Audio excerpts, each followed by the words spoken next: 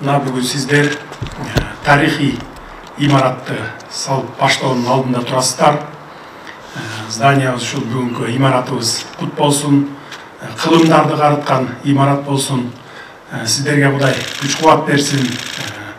Баягы сапаттуу кылып туруп салып койсоңуздар, бул сиздердин, биздин баарыбыздын кийинки муундарга кызмат кыла турган имарат болот. Мына бул жерде мурда билесиздер, Ысык көл гостиницасы болчу, жатаканасы болчу. Үстүнөн суу кирип, подвалына чейин көл болуп жаткан эле.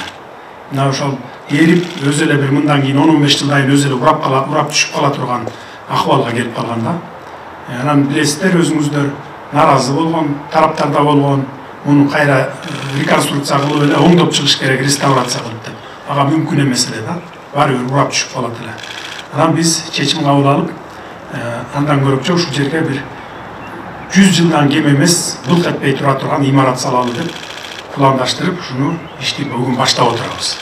Анан сиздерге үмүт артабыз, баягы сапаттуу кылып, бекем кылып туруп салып койсоңуздар, ушу кылымдар бою ушул жерде сынын жоготпой турган имарат болот деп мен сиздерге ишенемин. Имарат салып бересиздер деп.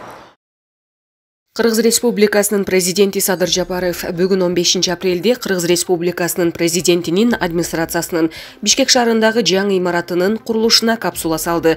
Мамлекет башчысы бүгүн салтанатка келгендер тарыхый имараттын курулушуна катышып жатканын белгиледи. Куруучуларга кайрылып, Садыр Жапаров курулуш иштеринин сапаттуу жүргүзүлүшүн, маанилүүлүгүн, бул имарат кылымдарды карытып, азыркыга эле эмес, кийинки муунга да кызмат кылышы керектигин белгиледи.